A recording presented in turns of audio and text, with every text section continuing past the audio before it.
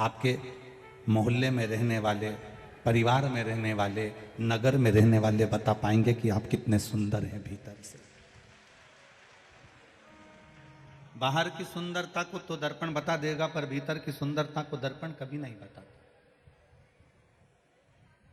भीतर की सुंदरता को अगर कोई बता सकता है तो केवल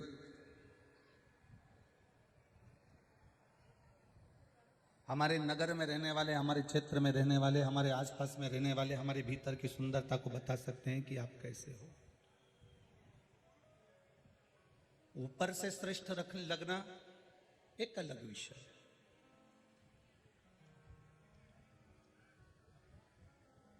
पर भीतर से श्रेष्ठ लगना एक अलग विषय है। आपने कितना सुंदर रूप बनाकर रखा है, आप कितने सुंदर लग रहे हो, उससे मेरे महादेव को कोई मतलब नहीं। आपके पास में कौन सा पद है, आप कौन मिनिस्टर हो, मंत्री हो, संतरी हो, कलेक्टर हो, एसपी हो, डीएसपी हो, डॉक्टर हो, इंजीनियर हो, सीए हो, ये जितनी भी आपकी डिग्री है, ये जितनी भी डिग्रियां आपके पास में हैं कि आप ये हैं, आप वो हैं, आप कलेक्टर हैं, आप एसपी हैं, आप डीएसपी हैं, आप मंत्री हैं, आप संतरी हैं, आप कलंतरी हैं, आप इंजीनियर हैं, आप सीए हैं, आप डॉक्टर हैं, आप अध्यक्ष हैं, आप उपाध्यक्ष हैं, ये जितनी डिग्रियां हैं ये संसार के लोग देखते हैं। मेरे महादेव के यहां ये डिग्रियां नहीं देखी जाती। मेरे महादेव के यहां तो केवल तुम्हारी जिभ्या से जो भजन किया है उसकी डिग्री देखी जाती। आप किस पद पर हो ये उससे मेरे महादेव को कोई मतलब नहीं। आप कितनी प्रतिष्ठा पर हो उससे मेरे महादेव को कोई मतलब नहीं। आपके भजन का बल कितना बड़ा है। होठों पर लाली लगा लेने से दूसरे देखकर खुश हो जाएंगे, पर मेरा महादेव होठों की लाली से खुश नहीं होता। मेरा महादेव ये होठ जब हिलते हैं और इसमें से शिव नाम निकलता है तब खुश होता है।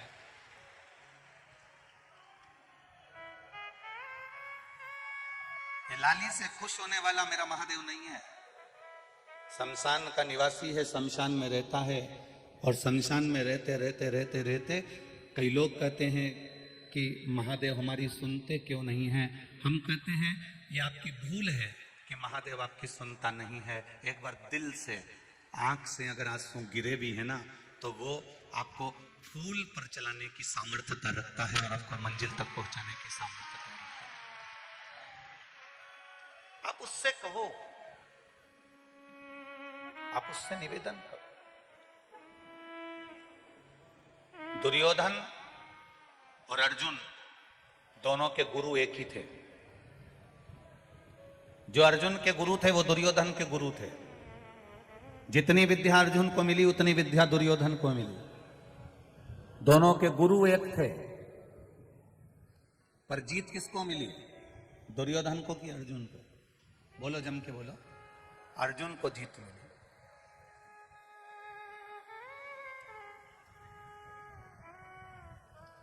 दुर्योधन के गुरु और अर्जुन के गुरु दोनों एक थे, पर जीत अर्जुन को मिली। उसका कारण क्या था? क्यों भगवान कृष्ण ने अर्जुन से कहा कि अर्जुन जाओ पार्थिव शिवलिंग का निर्माण करो, पूजन करो, आराधना करो? क्यों अर्जुन से कहा गया कि भगवान का भजन करो? क्यों अर्जुन से कहा गया कि शिव नाम की भक्ति करो? क्यों युधिष्ठिर से कहा गया कि जहां मौका मिल जाए, जहां से निकल कर जाओ, उस मार्ग में शंकर भगवान का कोई मंदिर मिल जाए, कोई देवालय मिल जाए तो उसका शीश नवा दो?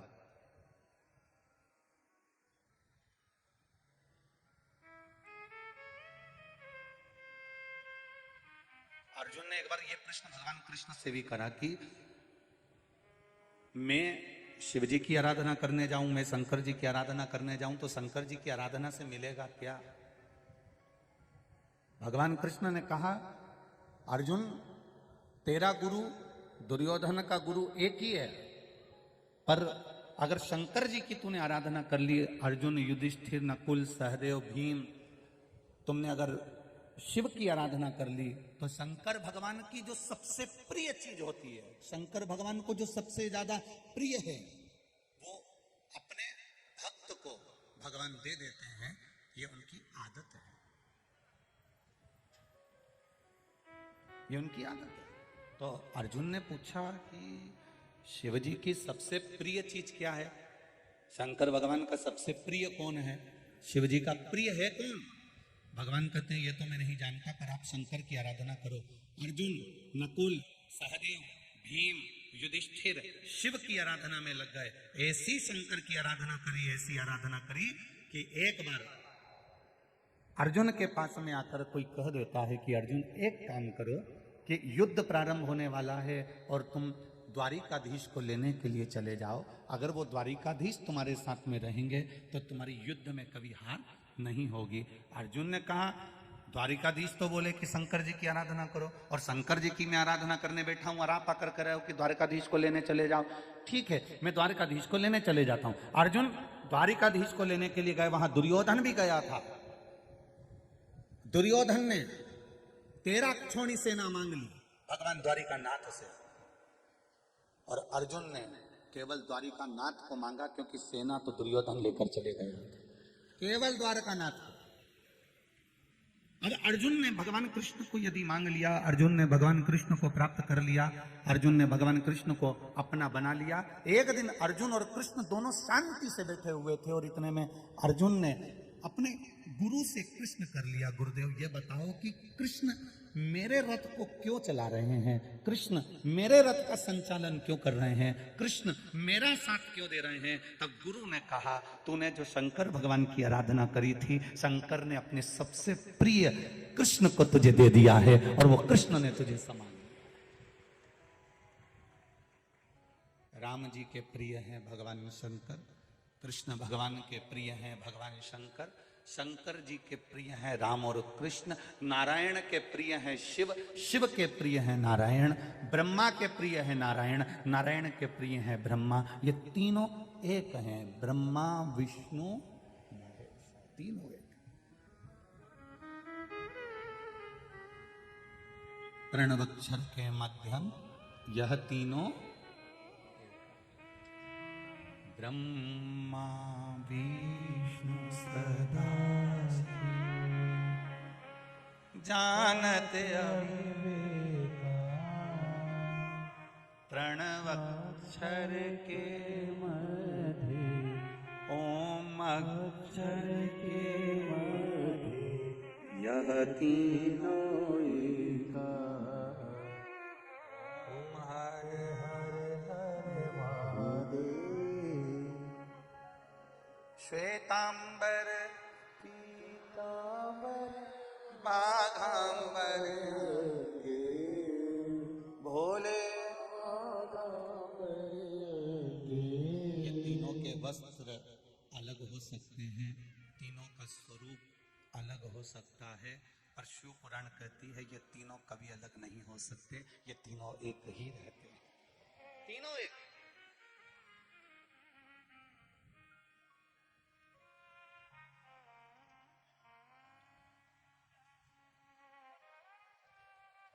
राजा भर्तरी ने अपनी बहन से, और बहन ने राजा भर्तरी को जो 3 बातों का ज्ञान दिया वो बड़ा विचित्र था। उसमें प्रथम पहली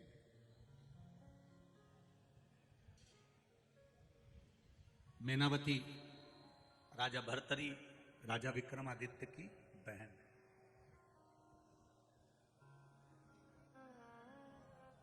पहला वचन कह रही है भैया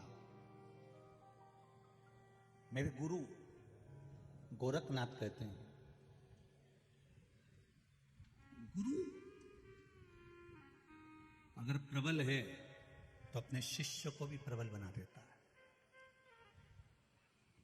गुरु का मात्र संग, गुरु का मात्र सत्संग, गुरु के संग आप चल रहे हैं, गुरु के सत्संग में आप चल रहे हैं, कहीं ना कहीं आप शिव की आराधना में डूबे हुए हैं, भगवत भजन में डूबे हुए हैं, तो गुरु आपको इतना भिंगो देगा, इतना भिंगो देगा कि फिर आपका चित्त, आपका मन, आपकी बुद्धि, आपका मन कहीं दूसरी जगह जाएगा ही। गुरु अगर भिंगो दे। राजा भर्तरी, 3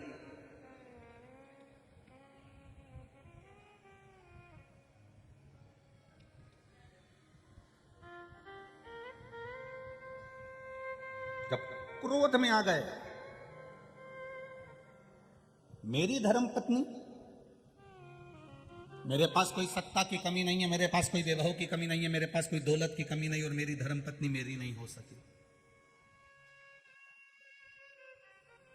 बहन कह रही है, मैनावती, क्रोध क्यों करना, जिसके कर्म का दंड वो भोगेगा।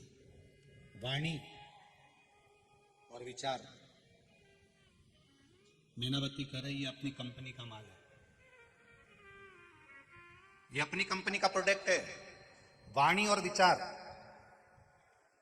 कितना भी दुख आ जाए, कितनी भी तकलीफ आ जाए, कितना भी कष्ट आ जाए, कितना भी दुख आ जाए, दुनिया के लोग चाहे तुम्हारे ऊपर कितना भी आक्षेप लगाएं, कितने भी शब्द कहें, वाणी और विचार ये अपनी कंपनी का प्रोडक्ट है, अपनी कंपनी का माल है। मैनावती कहती है भैया, कितनी भी दुख की परिस्थिति में चाहे कोई कितना भी धोखा, कितना भी छल कर कर चले जाए, दो चीजों पर संयम रखना, एक वाणी पर और एक विचार पर। अगर वाणी और विचार तुम्हारे ठीक हैं तो मैनावती अपने भाई भर्तरी से कहती है फिर जवाब आपको नहीं देना है, जवाब देवाधिदेव महादेव देता है। आप हिसाब क्यों बराबर कर रहे हो? किसी ने गाली दी और आपने पलट कर गाली दे दी, किसी ने अपशब्द कहा आपने पलट कर अपशब्द कह दिया, किसी ने ताना दिया आपने पलट कर ताना दे दिया, किसी ने आड़ा टेढ़ा बोला आपने पलट कर आड़ा टेढ़ा बोल दिया, आपने अपनी वाणी को बेकार कर लिया, ये वाणी की कीमत आपने समाप्त कर ली। अब अगर वाणी की कीमत समाप्त हो गई है तो आपका जवाब देने के लिए महाकाल नहीं आएगा। आप मौन हो जाओ, चुप हो जाओ। जो दिन भर अब शब्द बोलता रहता है, दिन भर कुछ ना कुछ 24 घंटे बयान देता रहे, 24 घंटे बोलता रहे, 24 घंटे बोलता रहे, तो लोग भी समझते हैं ये तो माइक लगा हुआ है ना, भोपू चली रहा है ना, बस ये तो बोलता जाएगा, हर कुछ बोलता जाएगा, हर कुछ बोलता जाएगा। लोग 10 बार सुनेंगे, 20 बार सुनेंगे, 25 बार सुनेंगे, 50 बार सुनेंगे, इसके बाद तुम्हारी बात पर कोई विचार नहीं करेगा, आपके शब्दों पर कोई विचार नहीं करेगा। हाँ, एक रेलवे स्टेशन पर माइक लगा रहता है, वो कभी कभी बोलता है, इतने नंबर की ट्रेन इतने नंबर के प्लेटफॉर्म पर इतनी बजे पहुंचेगी, 4-5 बार वो बोल देगी, 6 बार बोल देगी, 7 बार बोल देगी, उसके बाद तुम्हारा ट्रेन का नाम फिर वो बोलेगी नहीं, और तुम वो तख्ती जो टंगी हुई है जिस पे चल रहा है उसको देखोगे, फिर बार बार सोचोगे अब तो बोल ही नहीं रही है, अब तो बोल ही नहीं रही है, अब तो इसकी आवाज ही नहीं आ रही है, सब ट्रेनों का बोल रही है, मम्मी अपनी ट्रेन का नहीं बोल रही है, पापा ऐसा लगता है कि ट्रेन का बोल ही नहीं रही है, कि मेरे को तो लगता है कि ट्रेन आ जाएगी और ये बोल ही नहीं पाएगी, ऐसा लग रहा है। अब अपने को उत्सुकता बढ़ रही है, कब बोले कब बोले कब बोले। फिर वो बोलती है कब, जब ट्रेन थोड़ी सी दूर पर रह जाती है, ट्रेन प्लेटफॉर्म पर आने की तैयारी में है, आप तैयारी कर लो। चुप रहने का यही फायदा है।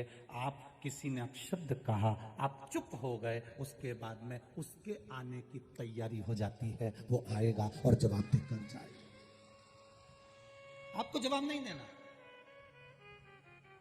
ये जितनी डिग्रियां हैं, जितनी पढ़ाई आपने करी है, जितनी विद्या अध्ययन आपने करा है, ये संसार सागर के लोगों के लिए करा है, उसकी डिग्री सबसे प्रबल है।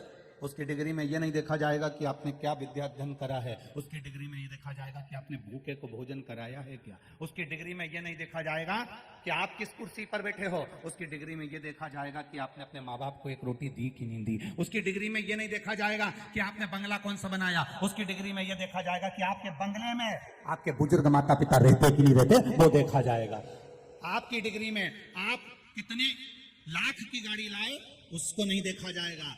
उसकी डिग्री में यह देखा जाएगा कि आपकी गाड़ी में कोई गिर पड़ा, कोई को तकलीफ थी, उसको तुम्हारी गाड़ी से कभी किसी देवालय तक, शिवालय तक, हॉस्पिटल तक, किसी अच्छे स्थान तक पहुंचा पाए कि ना पहुंचा पाए। उसकी डिग्री तुम्हारी कितनी भी प्रबल हो, वो डिग्रियां केवल यही देखी जा सकती है। पर वो जो डिग्री देखता है वो तुम्हारे मन की डिग्री, श्रद्धा की डिग्री, विश्वास की डिग्री और तुम्हारे भजन की डिग्री देखता है कि ये कितना भजन करा है, इसने शिव को क्या चढ़ाया। चढ़ाने से मतलब धन से मत लेना, शिव जी को धन से मतलब मत लेना कि शंकर भगवान को धन चढ़ाना है, शिव जी को दौलत चढ़ानी, ना ना ना ना। तुम क्या धन दोगे शंकर भगवान को, जिन्होंने अपनी धर्म पत्नी के लिए इतना जोरदार सोने का महल बनाया, क्या जोरदार सोने का महल बनाया, और इतना जोरदार महल बनाने के बाद एक चुटकी लगी, केवल चुटकी, और विशर्वा जी को पूजन करने बिठाकर वो सोने का महल 1 मिनट में दान कर दिया। 1 मिनट, 1 क्षण में दान कर दिया। क्या कोई करेगा? क्या कोई देगा? इस अंदाजे में मत रहो कि महादेव को तुम्हारे धन की जरूरत है, शंकर भगवान को तुम्हारी दौलत की जरूरत है, शिव जी को तुम्हारे सत्ता की जरूरत है, शंकर भगवान को तुम्हारी संपदा की जरूरत है। ना ना ना ना,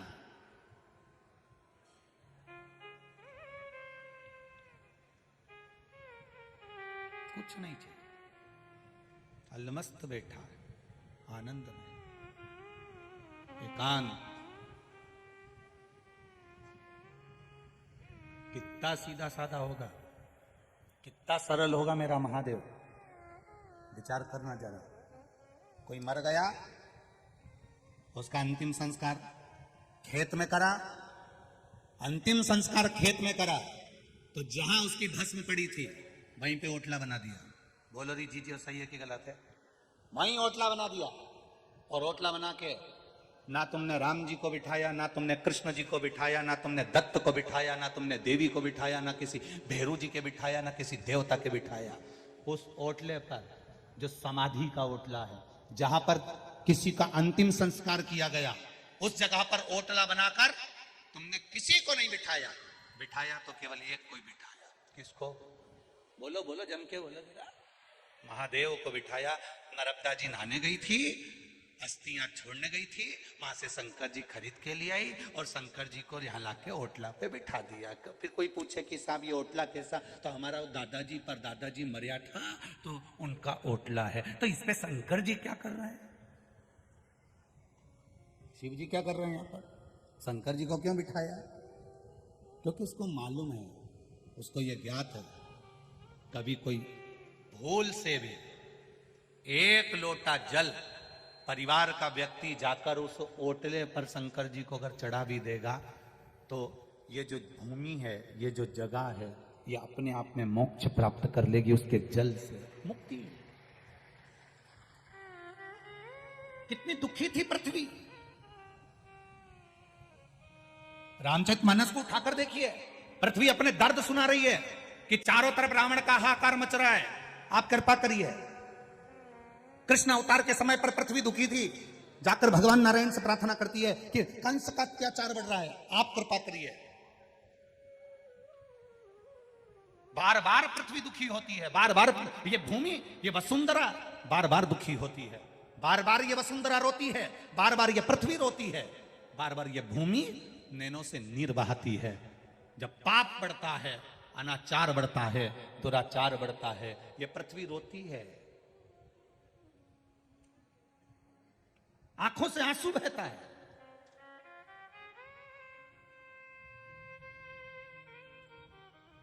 भगवान नारायण ने भगवान शिव जी के पास जाकर एक प्रार्थना करी, प्रभु एक बात बताओ, इस पृथ्वी के लिए कितनी बार अवतार लेना पड़ेगा? ये बार बार रोती है, इसको शांति कौन देगा, इसको शीतलता कौन देगा, इसको निर्मलता कौन देगा? एक बार मैंने राम अवतार ले लिया, एक बार मैंने कृष्ण अवतार ले लिया, एक बार मैंने दत्त अवतार ले लिया, एक बार ये 24 अवतार मैंने जितने अवतार लिए हैं, ये सारे के सारे अवतार इस पृथ्वी के लिए लिए हैं, इसको शांति देने के लिए, इसको शीतलता देने के लिए, इसके आनंद के लिए मैंने इतने अवतार लिए हैं। इनमें ये बताओ कि कितनी बार हम अवतार लेते रहेंगे, कितनी बार हम जन्म लेते रहेंगे, कितनी बार हम पृथ्वी पर जाते रहेंगे, इस पृथ्वी को शांति देने के लिए कितनी बार हम जन्म लेंगे? कोई परमानेंट इलाज बता दो। तब महादेव ने कहा, तुम चिंता मत करो, इसका परमानेंट इलाज अगर कोई बता सकता है तो वो तुमरुका जी बता सकते हैं। सारे देवता तुमरुका जी के पास पहुंचे।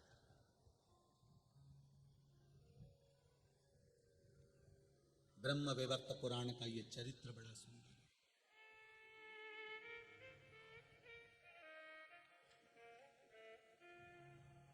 बड़ा सुंदर चरित्र है ये ब्रह्म वैवर्त पुराण का।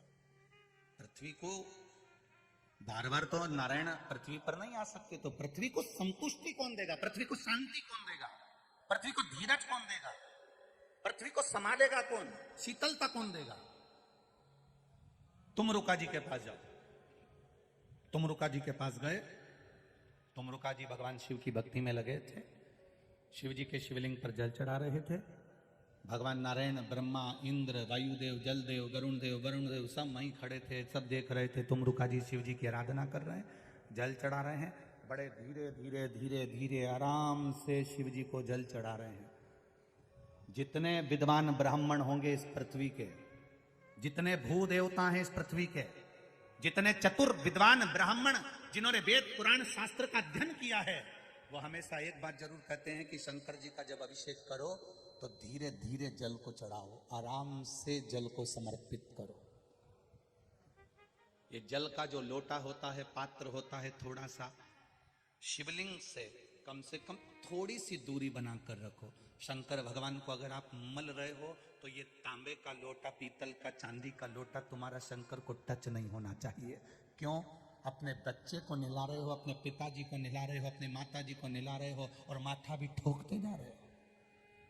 हमारे यहां ये शास्त्र नहीं कहता। विद्वान ब्राह्मण कहते हैं जिन्होंने वेद पुराण शास्त्रों का अध्ययन किया है, ऐसे भू देवता इस भूमंडल के कहते हैं भगवान का अभिषेक करते समय जल की धार धीरे धीरे चलना चाहिए। जल की धार भू देवताओं ने, ब्राह्मणों ने तो कह दी कि धीमे धीमे चलना चाहिए। अब कोई इनसे भिड़ जाए और कह दे साहब कि तुम लिखा हुआ बताओ कि जल की धार महादेव को धीमे धीमे चढ़ना चाहिए, उसका प्रमाण क्या है? तो ब्रह्म वैवर्त पुराण में कहा तुमरुका जी धीरे धीरे जल चढ़ा रहे थे, आराम से जल समर्पित कर रहे थे। ब्रह्मा विष्णु आदि कादिक सब ने जब तुमरुका जी उठे, उठते से उनसे पूछा तुम ये क्या कर रहे हो? जल तो जल्दी भी चढ़ा सकते हो, फिर तुमने धीरे धीरे क्यों चढ़ाया? तो कहा मेरे जल को धीरे चढ़ाने का एक कारण है, ये जल शिव जी का चढ़ा हुआ जब पृथ्वी पर जाता है तो पृथ्वी इसको ग्रहण करते हुए अपने आनंद सुख को पाती है और शीतलता प्राप्त करती है, जिससे जनमानस का कल्याण करती है। अब ब्रह्मा जी के प्रश्न का संशय मिट गया, भगवान विष्णु के प्रश्न का संशय मिट गया, अब इंद्र के प्रश्न का संशय मिट गया कि पृथ्वी को बार बार भगवान को अवतार लेने की जरूरत नहीं पड़ेगी, भगवान को बार बार पृथ्वी पर आने की जरूरत नहीं पड़ेगी। अगर संसार के लोग, पृथ्वी पर रहने वाला एक एक बच्चा शंकर के मंदिर में एक लोटा पानी चढ़ाना चालू कर दे तो पृथ्वी भी अपना खजाना खोलना चालू कर देगी। राजा भर्तरी के समय पर, राजा विक्रमादित्य के समय पर भारत को सोने की चिड़िया कहा जाता था। सोने की चिड़िया कहलाने का अगर हक है तो राजा विक्रमादित्य को है। सोने की चिड़िया, सोने की चिड़िया। 7,32,000 वैदिक गुरुकुल विद्यालय भारत की भूमि पर विक्रमादित्य के समय पर चालू हो चुके थे। वो तो जब गुरुकुल 7,32,000 गुरुकुल ये भारत की भूमि पर संचालित हो रहे थे, तब ये जो स्कूल होने, ये तो आपका इंग्लैंड में सबसे पहला स्कूल 1811 में बना था, 1811 में, और उसके पहले 7,32,000 गुरुकुल भारत की भूमि पर चल रहे थे। केवल स्कूल में और गुरुकुल में जमीन और आसमान का अंतर है। स्कूल आपको नौकर बनाना सिखाते हैं और गुरुकुल आपको राजा बनाना सिखाते हैं। स्कूल में और गुरुकुल में जमीन आसमान का अंतर है। स्कूल आपको नौकर बनाना सिखाएंगे, इंजीनियर बन जाओगे तो कहीं नौकरी मिल जाएगी, अच्छी कंपनी में जॉब करोगे, अच्छी कंपनी में सर्विस करोगे। स्कूल वाले ये कभी नहीं कहते कि अपनी कंपनी डालने का प्रयास करना, पर गुरुकुल में गुरु कहता है अगर तू विद्वान बन गया तो तेरी खुद की कंपनियां चलेगी, तेरे साथ महादेव साथ चलेगी। स्कूल में और गुरुकुल में जमीन और आसमान का अंतर है। स्कूल में पढ़ाया जाता है कि तुम अगर पढ़ लोगे तो कहीं ना कहीं, तुम भी कहती हो, जितनी माताएं बैठी हैं इनसे पूछो अपने छोरा छोरी को एक ही बात कि अच्छा पढ़ ले तो कहीं नौकरी मिल जाएगी। मतलब तुम भी चाहते हो कि तुम्हारा छोरा कहीं नौकरी करे, कहीं नौकरी करे, कहीं नौकरी करे, कहीं नौकरी करे। मतलब वो दुनिया भर की, इंग्लैंड में स्कूल इसलिए चालू करेगा कि भारत के लोगों को गुलाम बनाना था अपनी कंपनी में, अपनी प्रॉपर्टी में, अपनी जमीन पर, और उन्होंने करा। भारत के लोग जाकर आज भी उनकी गुलामी कर रहे हैं, आज भी नौकरी कर रहे हैं। अगर इतने पढ़ लिख गए थे, इतने विद्वान हो गए थे तो भारत के नवयुवक बच्चों को प्रेरणा देते और कंपनी यहां खोलकर उनको आगे बढ़ाने का प्रयास करते। विदेश भागते, राजा विक्रमादित्य ने यह कुछ नहीं करा। राजा विक्रमादित्य ने, जरा विचार करिएगा, 25 राजा विक्रमादित्य जब सिंहासन पर बैठे, उसके पहले के 25 वर्ष में सनातन धर्म शून्य पर आ गया था। उठाकर देखिए जरा, राजा विक्रमादित्य जब अपने सिंहासन पर बैठे, उसके पहले के 25 वर्ष, उसके पहले के 25 वर्ष सनातन धर्म को शून्य कर दिया गया था। शून्य। सनातन धर्म नीचे दबता गया, दबता गया, दबता गया। रामायण, भागवत, गीता, वेद, पुराण, ये मेरी उज्जैनी का, अवंतिका का इतिहास कहता है। पूरे भारत की भूमि पे से रामायण, भागवत, गीता, वेद, पुराण सबको छुपा दिया गया। ऐसी जगह छुपाया कि किसी के जिंदगी में जीवन भर मरते मर जाता तो ना रामायण ढूंढ पाता, ना वेद ढूंढ पाता, ना पुराण ढूंढ पाता। जो पुराण तुम सुन रहे हो ये भी नहीं मिल पाती। सारे वेद, सारे पुराण, सारे शास्त्र, महाभारत, रामायण, गीता, ये सब कुछ 25 वर्ष के अंदर, जब तक राजा विक्रमादित्य कुर्सी पर सिंहासन पर नहीं बैठे, उसके पहले के 25 वर्ष में सबको छुपा दिया। ऐसा छुपाया, ऐसा छुपाया कि राजा भर्तरी भी नहीं ढूंढ पाए थे, उनके पिता भी नहीं ढूंढ पाए थे। जब राजा विक्रमादित्य भर्तरी के जाने के बाद सिंहासन पर बैठे तो उन्होंने पहला काम करा, एक ही चीज करी कि सबसे पहले महाभारत, रामायण, गीता, वेद और पुराण कहाँ छुपे हैं उसको ढूंढा जाए। पृथ्वी को उखेड़ दिया, एक एक जहां जहां पर्दे आदि कादिक लगे थे, जितने जितने जो जो बने हुए थे, सबको तोड़कर उन्होंने वो वेद, पुराण, गीता, रामायण, शास्त्रों को निकाला और निकालकर विद्वान ब्राह्मणों के हाथ में दे दिया, तुम पढ़ो। पढ़ने के बाद इसका प्रचार पूरे ब्रह्मांड में करो। आज वापिस सनातन धर्म अगर भारत गौरव के शिखर पर चढ़ा है तो राजा विक्रमादित्य के कहने पर चढ़ा।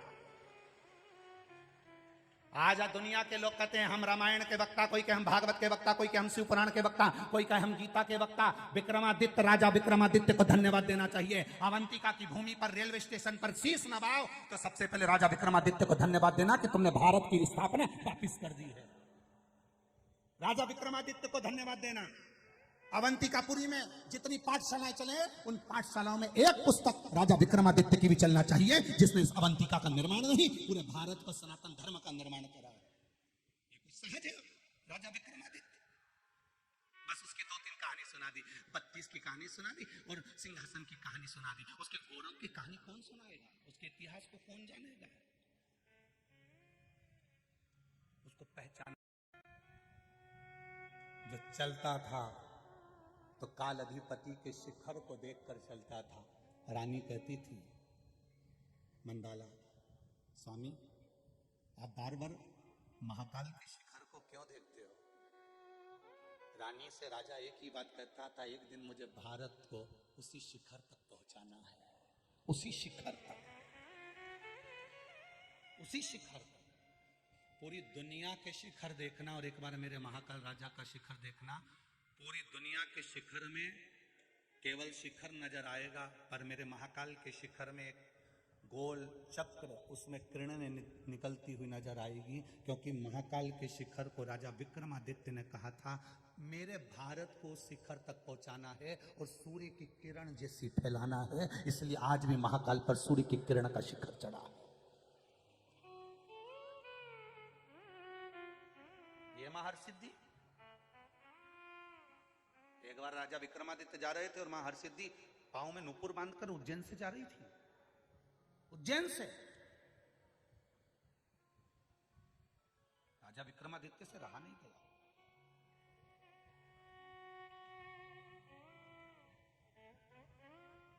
रहा नहीं गया राजा विक्रमादित्य से और पूछ लिया,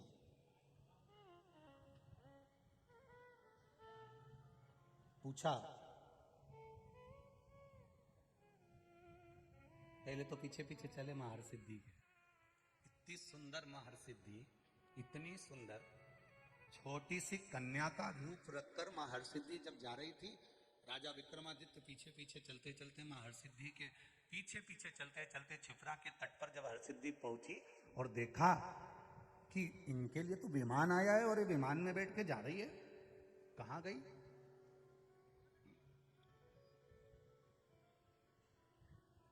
रोका।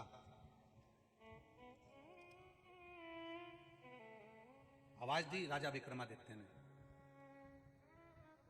मां मां। छोटी सी कन्या हंसकर उधर चली गई छिपरा के तट पर। विक्रमादित्य फिर हंसकर बोले, मां, ओ मां। छोटी सी कन्या अटखेली करती करती महाकाल वन में घूम रही है। विक्रमादित्य जी उनके पीछे पीछे घूम रहे हैं। फिर आवाज लगाई, मां मां।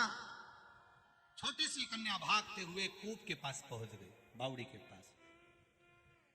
फिर विक्रमादित्य ने आवाज लगाई, मां, ओ मां। हरसिद्धि माता ने पलट कर पूछा, मैं छोटी सी कन्या हूं, तुमको मां नजर आ रही? आप मुझे मां कह रहे हो? आपकी माता तो आपके घर में निवास कर रही होंगी और आप मुझे आवाज लगा रहे हो? विक्रमादित्य कहते हैं, मां, बेटे से कब तक छुपोगी? आप हरसिद्धि नहीं हो क्या? कहां जा रही हो? उज्जैनी से, इस अवंतिकापुरी से बाहर। हरसिद्धि ने कहा, मेरे भक्त गुजरात में हरसद में, गुजरात के पास में एक स्थान है हरसद गांव, जहां कहती है हरसिद्धि कि मेरे भक्त मुझे वहां बुला रहे हैं तो मुझे भागना पड़ेगा, जाना पड़ेगा। विक्रमादित्य जी कहते हैं, मां, इस अवंतिका को छोड़कर चली जाओगी तो ये अवंतिका वालों का पेट कौन भरेगा? क्योंकि मां हरसिद्धि, तू ही अन्नपूर्णा है, तू ही लक्ष्मी है।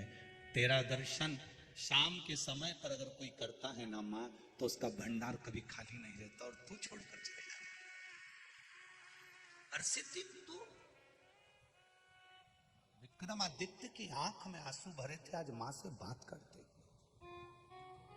जैसे रामकृष्ण परमहंस मां शारदा से बात करते समय आंख से निरंतर अश्रु बहता रहता, निरंतर। रामकृष्ण परमहंस की जैसे आंख से लगातार आंसू बहता है मां शारदा से बात करते हुए, आज विक्रमादित्य मां छिपरा के तट पर मां हरसिद्धि से बात करते हुए आंख से आंसू की धार बह रही है। एक बेटा अपनी मां से दिल की बात कर, मां, तू चली गई तो भोजन कौन देगा? मां, भोजन कौन देगा? मां, तू चली गई तो संसार का ये अवंतिकापुरी का भरण पोषण कौन करेगा? अवंतिकापुरी, विक्रमादित्य का शासन केवल यही नहीं था, विक्रमादित्य का शासन तो चीन की बॉर्डर तक भी था, नेपाल तक भी था। विक्रमादित्य का शासन कोई साधारण नहीं रहा। तू चली गई मां, तो इनका पेट कौन भरेगा? हरसिद्धि मुस्कुराकर कहती है, विक्रमादित्य, तू मुझे पहचान गया, तूने मुझे जान लिया। शायद संसार का पहला जीव है तू जो मुझे पहचान गया, नहीं तो मुझे अच्छा नहीं पहचान पाते। कौन जान सकता है? मां, तेरा बेटा ही हूं मां, तेरी गोद में खेल कर बड़ा हुआ हूं मां। इस अवंतिकापुरी में तेरी ही गोद में, इसी रज में मां मैं खेला हूं। कंकर कंकर में मैंने शंकर देखा है मां, और अपनी मां को भूल जाऊं, ये कहां की बात है? हरसिद्धि ने हाथ पकड़ा विक्रमादित्य का और जाकर एक स्थान पर तो बैठ कर कहती है कि तू बता दे विक्रमादित्य, मैं कहां रहूं? विक्रमादित्य कहते हैं, मां, पूरा बंगला तेरा है, जो कमरा तुझे पसंद आए वो कमरा तू रख। हम होते हैं बंगला बनाते हैं तो मां का कमरा अलग बना देते हैं। इनका कमरा ये रहेगा, मम्मी तुम्हारा कमरा ये, तुम्हारा ये कमरा है, उसमें 2 अलमारी बना दी, एक पलंग बना दिया, थोड़ा बहुत उसमें काम कर दिया। और खुद के कमरे में बेटा अपना कमरा तैयार करता है तो धर्म पत्नी जूड़ा बांध बांध के 25 बार कह देती, फर्नीचर अच्छा बनाना, इंटीरियर अच्छा करना, सुंदर बनाना। 25 बार पति अपनी पत्नी को गाड़ी पर बिठा के बंगला दिखाने ले जाता, ये अपना कमरा है। पत्नी खुश हो, तुम थोड़ी सी अलमारी ऐसी बनवा लो तो। एक बार मां के कमरे में बहू ने नहीं बोला कि इसमें एक फोटो भगवान का भी लगा देना, तो मां 24 घंटे भजन करती रहेगी, स्मरण करती रहेगी। अपने कमरे में ऐसा करवा लो, अपने कमरे में ऐसा करवा लो। विक्रमादित्य राजा विक्रमादित्य माँ हरसिद्धि से कहते हैं ये पूरा बंगला तेरा है, ये पूरा अवंतिकापुर तेरा है, माँ तू जहां बैठेगी वो तेरा निवास होगा। बस माँ ने कह दिया राजन सुबह के समय पर आकर तू मेरा स्मरण करना, जहां तू मुझे लाल पुष्प समर्पित कर देगा वहीं यह हरसिद्धि आकर बैठ जाएगी। और माँ हरसिद्धि पूरी अवंतिकापुरी में भ्रमण करती करती राजा सुबेरे आया, एक पुष्प ले जाकर रख दिया, रखा, माँ वहां विराजमान हो गई। आज भी वो हरसिद्धि दुनिया का भंडार बन रही है, दुनिया का भंडार बन रही है। अन्नपूर्णे सदा पूर्णे शंकर प्राण। हमको तो लगता है ये महाकाल राजा ने ये शिव महापुराण की कथा उज्जैन को, लोगों को उज्जैन का इतिहास बताने के लिए रखी है, ऐसा लगता है हमको ऐसा महसूस होता है कि ये महाकाल राजा ने खुद ने रखी कि ये मेरी उज्जैनी, ये दुनिया के लोग उज्जैन में रहने वाले भी भटक रहे हैं, वहां पर कोई को नई पवन उतरी है, नरियल लेके वहां पहुंच गई, कोई ने घूम घूम के 2-4 दाना बता दिया और कह दिया तुम वहां अगरबत्ती लेके पहुंच गई। और यहाँ सारे देवता बैठे हैं, इस भूमि को छोड़कर जाओ तो तुम्हारा भाग्य फूटा है, भाग्य फूटा। ना जाने किस किस के चक्कर में पड़ जाते हो। अरे जिसके चक्कर में दुनिया पड़ी है, पूरा विश्व जो महाकाल राजा का दर्शन करने आता है, पूरा विश्व मां छिपरा का स्नान करने आता है, पूरा विश्व हरसिद्धि माता का दर्शन करने आता है, पूरा विश्व काल भैरव का दर्शन करने आता है, पूरा विश्व गोपाल जी का दर्शन करने आता है, पूरा विश्व चिंतामन गणेश का दर्शन करने आता है। और आप अभी भी संशय में जी रहे हो, अभी भी संशय तुम्हारे मन में, किसी ने कुछ कर दिया होगा। उज्जैन वालों पे कुछ कर दे फिर वो काल भैरव क्या करेगा उज्जैन वालों पर? अरे उज्जैन वालों को तो ठाठ से सोना चाहिए। महाकाल बैठा है, काल अधिपति बैठा है, हरसिद्धि बैठी है, चैन की नींद सोना चाहिए। किसका दाम जो उज्जैन की धरा पे आके कहीं का यूंच कर जाए। स्केल, इसकी सामर्थ्यता, किसकी सामर्थ्यता? महाराज वो करता।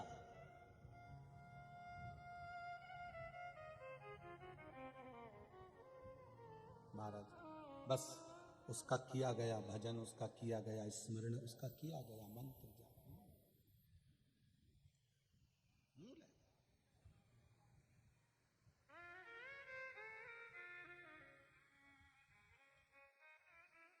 सुन भोले त्रिपुरारी द्वार तेरे, आप दिल से उससे कहोगे तो वो दिल से सुनेगा। भर दो झोली खाली द्वार तेरे आया हूँ, द्वार तेरे आया हूँ, द्वार तेरे। बोलो बोलो बोलो जरा, पहले तुम बोलो, द्वार तेरे, द्वार तेरे। सुन भोले त्रिपुरारी द्वार तेरे आया हूँ, सुन भोले त्रिपुरारी द्वार तेरे आया हूँ।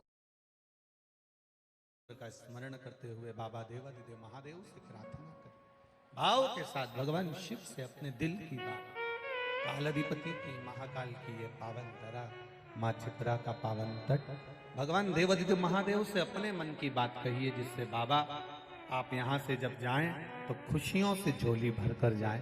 भाव से दिल से बाबा से प्रार्थना करिए। जहां भी जगह मिल जाए वहां बैठो और बैठकर बोलो। भले कार्यकर्ता हो, कहीं पर भी जहां जगह मिले वहां बैठकर बाबा से प्रार्थना करिए, दिल से करिए।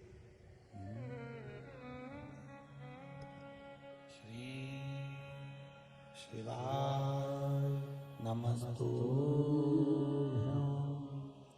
श्री शिवाय नमस्तुभ्यं, श्री शिवाय नमस्तुभ्यं, श्री शिवाय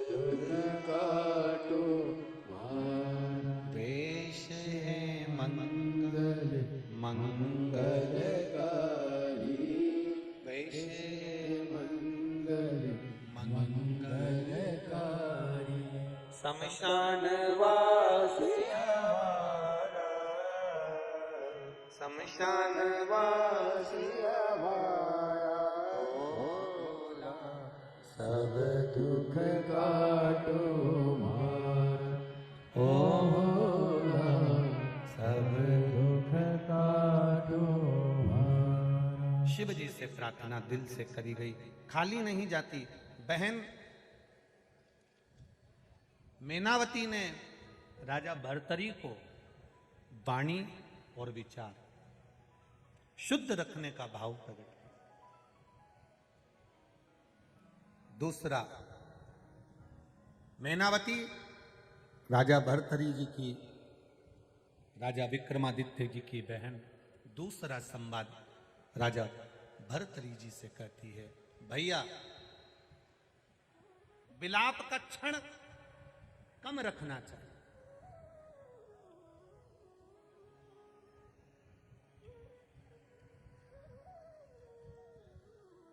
जो चला गया, कोई धन लेकर चला गया, कोई संपदा लेकर चले गया, कोई 2-4 लाख 10 लाख 50 लाख खाकर भग गया। अब आप उसके चक्कर में दुखी हो कर बीमार क्यों हो रहे?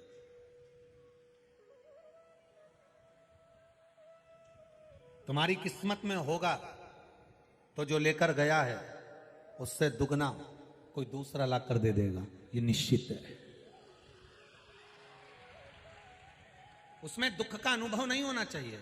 एक पत्र आया है, पत्र तो सभी अच्छे हैं पर पत्रों में बड़ा भाव व्यक्त किया। देखिए बहुत पत्र हैं, उन सभी पत्रों को अच्छा लिखा है।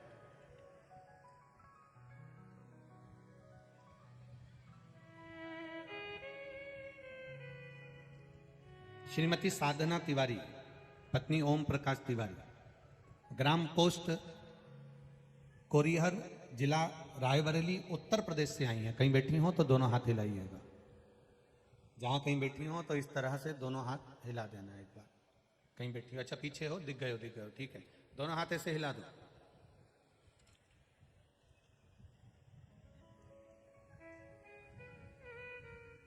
गुरुजी 2017 से परेशान थे। हमारे छोटे बेटे को सर में ट्यूमर हो गया था, जिसका फोटो हमने लगाया।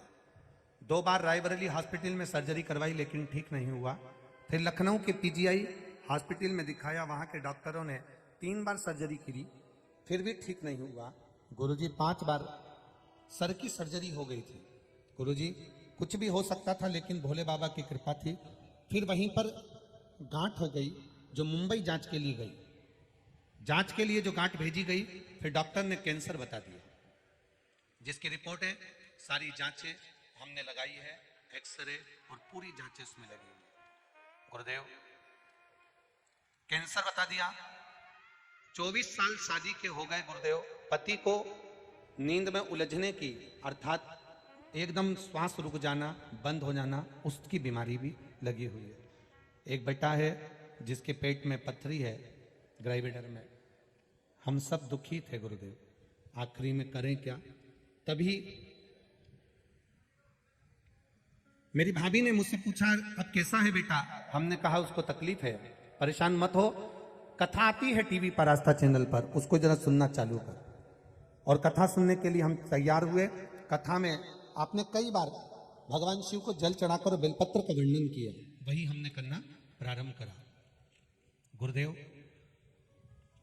कथा सुनते सुनते 2022 में फरवरी से हम कथा सुन रहे हैं, और आपकी कथा काशी भी सुनने गए, और बाबा से काशी में पंडाल में बैठकर प्रार्थना करके आए थे कि मेरे बेटे को कैंसर बताया है, बस ये ठीक हो जाए, ऐसी कृपा करना।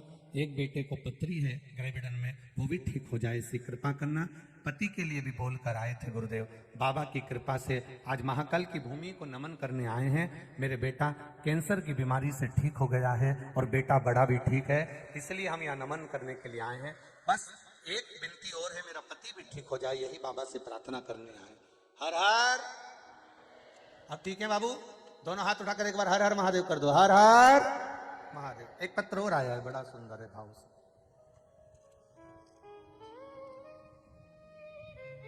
मैं प्रीति चंदेल इटारसी, जिला होशंगाबाद, मध्य प्रदेश से हूं। कहीं बैठी हो तो हाथ हिलाइएगा, कहीं बैठी हो तो हाथ हिलाइएगा, जहां कहीं भी बैठी हो। प्रीति जी चंदेल इटारसी, जिला होशंगाबाद, मध्य प्रदेश से हूं। गुरुदेव मैं क्या वर्णन करूं। मेरा बेटा अंशु चंदेल, उम्र 18 साल, जो 2 जुलाई 2022 में फौज की नौकरी के लिए तैयारी कर रहा था, पर नौकरी नहीं लग पा रही थी। उसने बार बार प्रयास करा पर नौकरी नहीं लगी। कभी दौड़ में हार जाता, कभी किसी चीज में हार जाता, 1-2 नंबर से रह जाता। गुरुदेव सफलता नहीं मिली। तब मैंने जुलाई माह में श्रावण मास में आपकी कथा सुनी, जिसमें आपने एक बच्ची का पत्र पढ़ा था और धन्यवाद करने आई थी। उसी पत्र के अंतर्गत मैंने 2021 में श्रावण मास में पार्थिव शिवलिंग का निर्माण किया। जैसा कि आपने टीवी के माध्यम से ऑनलाइन शिवजी का अभिषेक कराया था, उसी को करते हुए ने बाबा से विनती करी और पशुपतिनाथ का व्रत करते हुए बेटे से भी उस व्रत की साधना कराई और साथ में बेटे को कहा तू अब अप्लाई कर और तैयारी कर। बाबा की कृपा, बेटा तैयारी करता रहा। प्रतिदिन 1 लोटा जल बेटा चढ़ाने लगा। हम भी जाने लगे बाबा के धाम में और मेरा बेटा अगस्त माह में फिर वापस दौड़ के लिए गया। बाबा की ऐसी कृपा हुई गुरुदेव कि मेरे बेटे की नौकरी फौज में लग गई। मैंने बेटे का फोटो शिव जी का पूजन करते हुए और उसका फोटो फौज में जो भर्ती हुआ, दोनों फोटो लगाए हैं, जिसको मैं दिखा रही हूँ। आप लोग एलईडी के माध्यम से और आस्था चैनल के माध्यम से देख सकते हैं। अभी वो ट्रेनिंग में है। बाबा देवाधिदेव महादेव की कृपा, शिव की कृपा, जहां भी बैठे हो बहन, बहुत बहुत साधुवाद है आपको। आपके बेटे का ये पत्र पहुंचा और राष्ट्र की सेवा करते रहें, यही बाबा से प्रार्थना है। हर हर शिव तत्व है। एक पत्र और आया है उज्जैन का।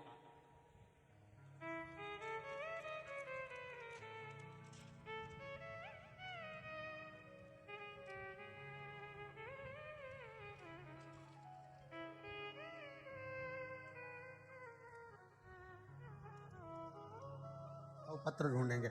उज्जैन की एक माता जी ने लिखा है,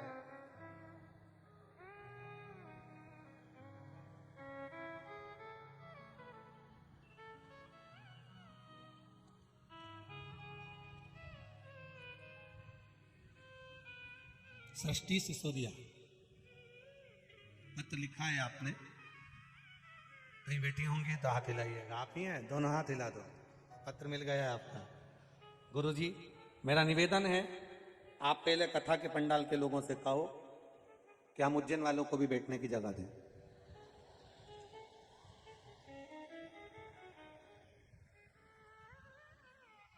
बोल बम का नारा है और बाबा ही नारा है। बेटी सृष्टि, बहुत सुंदर बात आपने कही है। पहले तो निवेदन करूं कि ये पूरा पंडाल आप लोगों का ही है। ये तो आए हैं, मेहमान हैं, कथा सुनेंगे, चले जाएंगे। पर आपने एक लाइन लिखी है, हम भी तो अभी तक टीवी पे कथा सुनते थे, पहली बार तो उज्जैन में हुई है। हमारा भी तो मन करता है कि पंडाल में बैठकर कथा सुने। किसी से भी कहो 1 इंच नहीं खा सकते, वो तो हम इंतजार करते रहते हैं कब आप भजन गा। आप भजन गाते हो और हम अंदर भरा जाते हैं। ये नाचती रहती है और हम बैठ जाते हैं। शिव जी की कृपा है गुरुदेव, पर कृपा है महादेव की। आपने एक लाइन लिखी है, गुरुजी पूरे पंडाल में किसी से भी मिलो, उससे मिलने पर ऐसा लगता है कि मेरे महाकाल से मिल रही हूं। बहुत बहुत बढ़िया, बाबा की कृपा। बैठो बेटा, संतुष्टि। बहुत बहुत साधुवाद सृष्टि सिसोदिया, आपको साधुवाद, जो आपने बहुत सुंदर बातें यहां पर कही, शिव तत्व को जाना। बोल बम का नारा है। आवाज नहीं आई, जरा दमदारी से बोलो, बाबा है। उसके भरोसे पर जियो, भोलेनाथ दया करना, मैं तेरे भरोसे हूं, मेरे बाबा दया करना, मैं तेरे भरोसे हूं। शिव तत्व कह रहा है। मैनावती ने कहा, अपने भाई भरतरी से दूसरा संवाद कहा।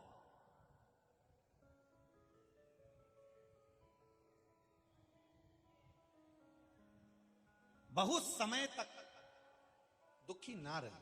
जो चला गया है, महादेव क्यों लिया है, किस लिए लिया है, ये महादेव जान सकता है।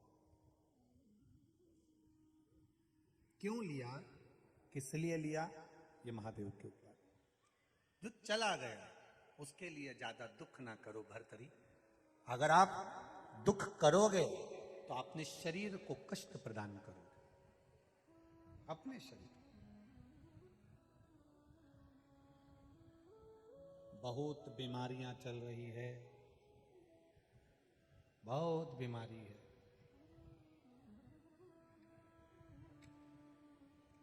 दो चीजें याद रखिए,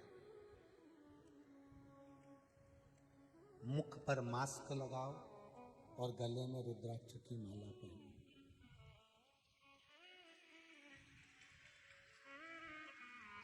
बहुत बीमारियां चल रही है, दो चीजों का ध्यान रखो, मुख पर मास्क लगाओ, गले में तुलसी या रुद्राक्ष की माला पहनो। मुख पर मास्क लगाओगे तो शरीर बचा रहेगा, गले में माला पहनते रहोगे रुद्राक्ष की तो सनातन धर्म बचा रहेगा। मास्क लगाने से शरीर बचता है, गले में रुद्राक्ष पहनने से विरोधियों के भी आंखें नब जाती है, हमारा राष्ट्र आगे बढ़ता है। मुख पर मास्क हो और गले में रुद्राक्ष या तुलसी की माला हो। मास्क शरीर को बचा लेगा, एक रुद्राक्ष का मन का, एक रुद्राक्ष, एक तुलसी का मन का हमारे राष्ट्र को बचाएगा, सनातन धर्म को बचाएगा, हमारे धर्म को बचाएगा। पहचान हो जाती है, ट्रेन में सफर करो, ट्रेन में सफर करते करते पहचान हो जाएगी, गले में रुद्राक्ष पड़ा है, एक रुद्राक्ष तुम्हारे गले में पड़ा है तो लोग कह देंगे क्यों शंकर जी का उपासना करती हो, सियोर वाले महाराज ने कहा था इसलिए रुद्राक्ष धारण करा है। सियोर का है, उज्जैन का है, काशी का है, कोई ना कोई तुम्हारे रुद्राक्ष को देखकर बोल देगा। तुलसी की माला पड़ी है, कोई देखकर बोल देगा। गले में सोने की चेन पड़ी रहेगी, कोई नहीं बोलेगा। हार पहना रहेगा, कोई नहीं बोलेगा। हीरे की नेकलेस पड़ी रहेगी, कोई नहीं बोलेगा। पर जिस दिन तुमने माथे पर तिलक लगाया, त्रिपुंड लगाया, तो कोई भी कह देगा ये उज्जैन से आई है, ये महाकाल की नगरी से आई है। केवल त्रिपुंड देखकर पहचाना जाता है, रुद्राक्ष देखकर पहचाना जाता है। तो दो चीजें अपनी चित्त वृत्ति में उतार कर रखना। बहुत बीमारियां चल रही है, शरीर को बीमार करने की भी बीमारी हो रही है और सनातन धर्म को भी बर्बाद करने की बीमारी हो रही है। बहुत दीमक लगे हुए हैं, जैसे कोरोना छूने से हो जाता है वैसे ही विधर्मी भी धीरे धीरे धीरे धीरे कोरोना जैसे प्रवेश करते जा रहे हैं। इसलिए मुंह पर मास्क, गले में रुद्राक्ष की माला सनातन धर्म को, शरीर को बचा लेगी, ये निश्चित है। जाओ शिव के मंदिर, शंकर की चौखट पर, शिव की आराधना में, शिव के गुणगान में।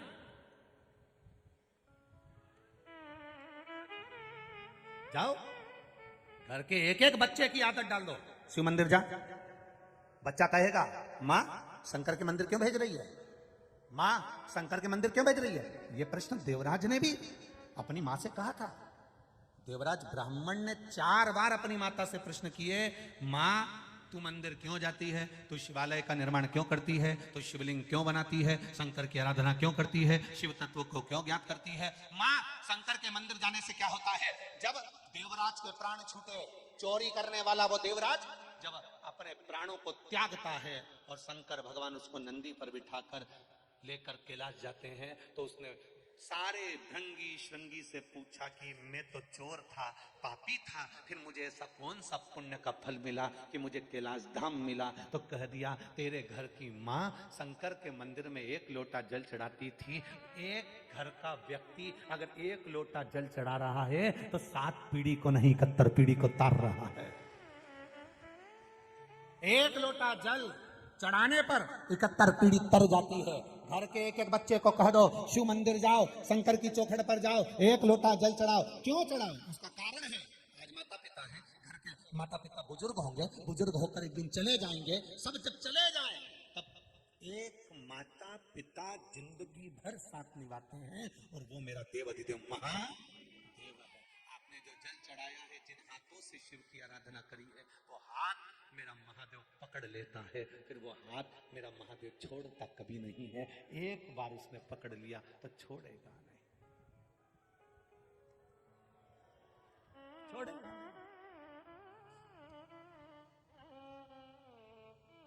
सारी समस्या का हल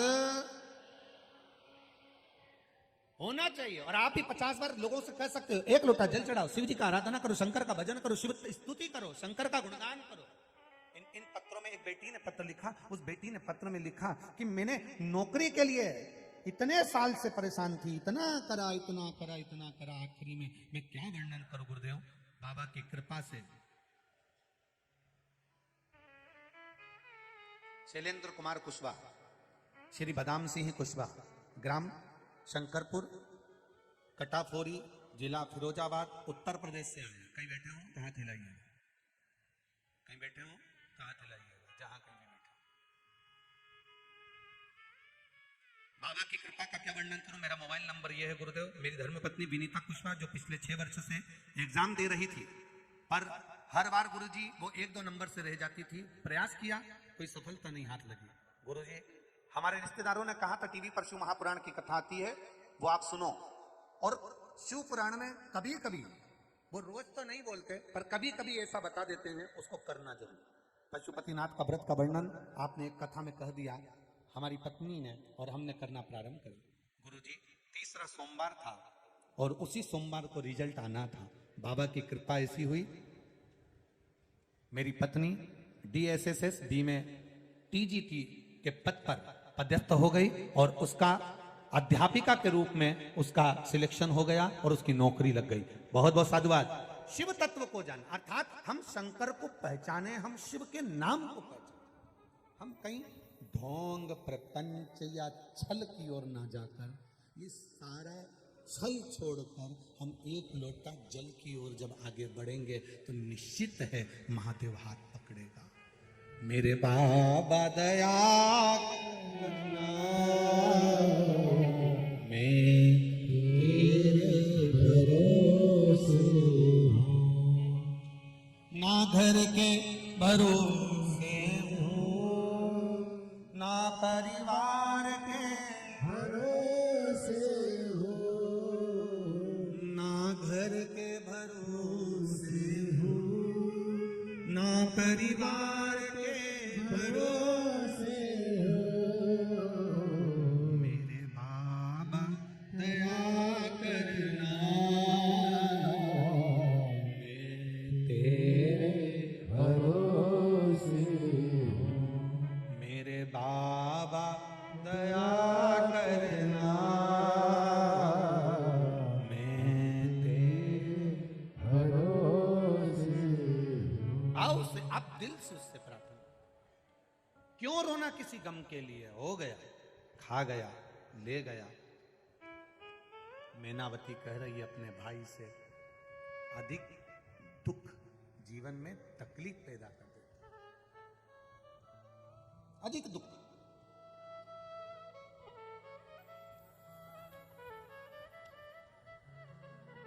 करो भजन,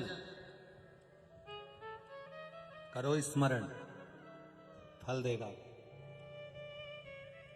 भर्तरी मां की गोद से उठा, राजा भर्तरी जब माता की गोद से उठे और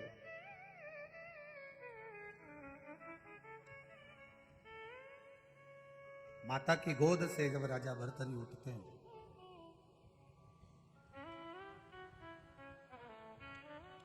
बैठे, बहन ने अपने भाई राजा भर्तरी से कहा, भैया सुनो, या तो राष्ट्र की, सनातन धर्म की रक्षा के लिए आप सिंहासन संभालो, या फिर अपने इस मनुष्य देह को, जो मानव का शरीर मिला है, इस देह को परमात्मा में लगा। बहुत ध्यान देना, ये केवल एक बहन का और भाई का संवाद नहीं है, यह कोई साधारण सा संवाद नहीं है। एक बहन राजा विक्रमादित्य ने भी बना ली थी मुंह बोली बहन। जब राजा विक्रमादित्य भ्रमण करने के लिए गए, घूमने के लिए गए, घूमते घूमते उन्होंने देखा कि नदी में एक युगल जोड़ी, एक लड़का एक लड़की, एक स्त्री एक पुरुष पानी में बह रहे हैं।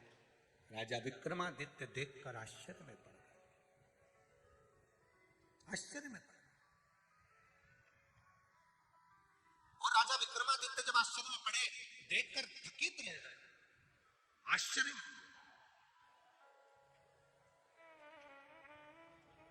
थकित।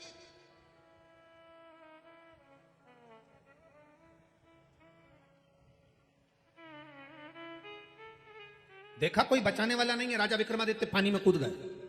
कूद कर उन्होंने दोनों, वो स्त्री और पुरुष को, वो नवयुगल जोड़े को बाहर निकाला।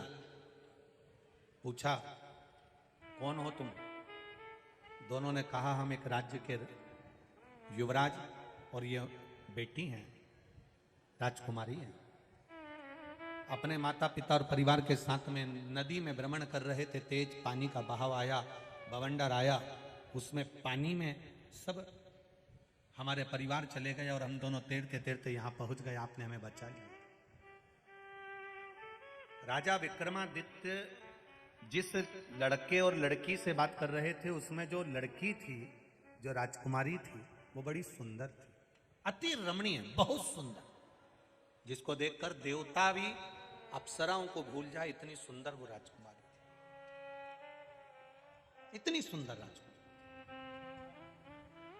जिसको देखकर देवताएं भी अप्सराओं को भूल जाएं, इतनी सुंदर वो राजकुमारी का जब दर्शन किया और उन दोनों को लेकर राजभवन में गए। राजभवन में जाने के बाद सारे साज सजा दिए गए कि आप यहाँ निवास करो, भोजन करो, पानी पियो, आनंद से रहो, मना नहीं, आपके राज्य में हमें भेज दिया जाएगा।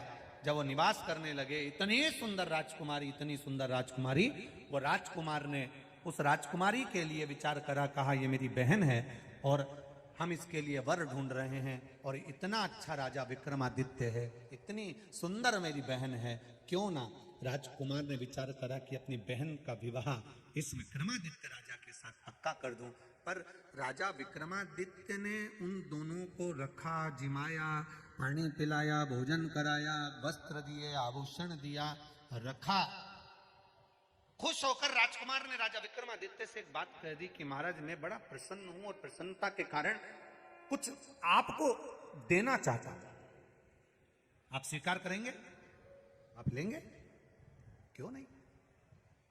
राजा विक्रमादित्य ने कहा आप जो देना चाहते हो दो, मैं स्वीकार करूंगा, दे दीजिए, मैं स्वीकार करूंगा। देखिए बहुत दूर दूर से आप लोग कथा सुनने आए हो, बहुत ध्यान लगाकर सुनना। उज्जैनी की कथा है, महाकालेश्वर बाबा की पावन धरा से सुन रहे हो। एक क्षण की कथा भी इधर उधर ना जाए, एक क्षण की स्मरण। अब मैं आपको कुछ गिफ्ट देना चाहता हूं, मैं आपको कुछ पुरस्कार देना चाहता हूं। आपने हमको वस्त्र आभूषण दिए, भोजन दिया, पानी दिया, रुकाया, सेवा करी, हम कुछ देना चाहते हैं, आप स्वीकार करेंगे? भगवान विक्रमादित्य ने कहा हम स्वीकार कर लेंगे, दे दीजिए, दे दो। महाराज मैं मेरी बहन को आपको देना चाहता हूं, स्वीकार करोगे? अब नगर का राजा विक्रमादित्य साधारण नहीं है। जरा समझिएगा कि राजा विक्रमादित्य थे कैसे, शिव का भगत कैसा होता है, शंकर भगवान का उपासक कैसा होता है, शिव की आराधना करने वाला कैसा होता है, जिसके घर के संस्कार श्रेष्ठ होते हैं, उस घर का बेटा कैसा होता है, वो समझने का विषय है राजा विक्रमादित्य की कथा। ये शिव महापुराण की कथा। आप स्वीकार करोगे? हाँ, मैं अपनी बहन को आपको देना चाहता हूं, आप स्वीकार करोगे? राजा विक्रमादित्य ने कहा क्यों नहीं करेंगे। आपने अपनी बहन को मुझे दिया, मैं स्वीकार करता हूं, आज से मेरी ये बहन कहलाएगी, आज से मेरी ये बहन कहलाएगी, मैं इसको स्वीकार करता हूं। युवराज स्तुप्त हो गया। जो अपनी बहन का प्रस्ताव राजा विक्रमादित्य को देता है वो स्तुप्त।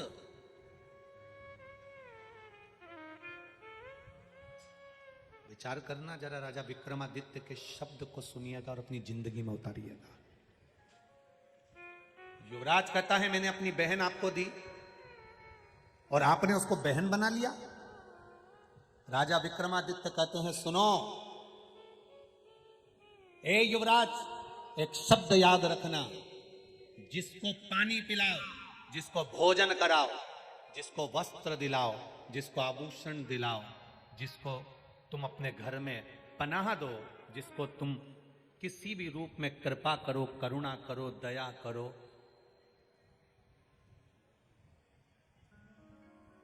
उससे कुछ लेने की आस छोड़ दो। और अगर कोई दे भी रहा है तो उससे वो रिश्ता बनाना जिस रिश्ते की पवित्रता हो, उस पवित्रता के रिश्ते को लांछन ना लगे। एक व्यक्ति अगर एक बहुत विचित्र बात करे, शायद दुनिया के लोगों को ये बात बुरी लग जाए, और वैसे भी सियोर वाला महाराज बुरा है, लग जाए तो लग जाए, पर सुन लो तो, चाहे दुनिया के लोगों को यह बात बुरी लग जाए, और लग सकती है, कईयों को लगेगी ये बात बुरी और लग जाए।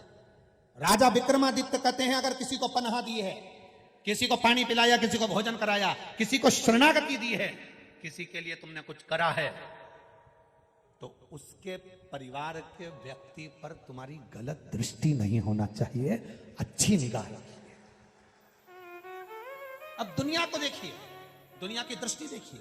अगर एक व्यक्ति किसी को उधार पैसा दे देता है, एक व्यक्ति किसी पर करुणा कर देता है, एक व्यक्ति किसी को नौकरी दिला देता है, एक व्यक्ति किसी को अगर थोड़ा सा भी काम कर देता है, तो उससे यह आशा लगता है कि इसके घर में बहन है, इसके घर में बेटी है, इसके घर में संपदा है, इसके घर में बेबा है, इसके घर में बच्चे हैं, इसके घर में ऐसा है, कुछ लेने की आशा उसकी बढ़ जाती है।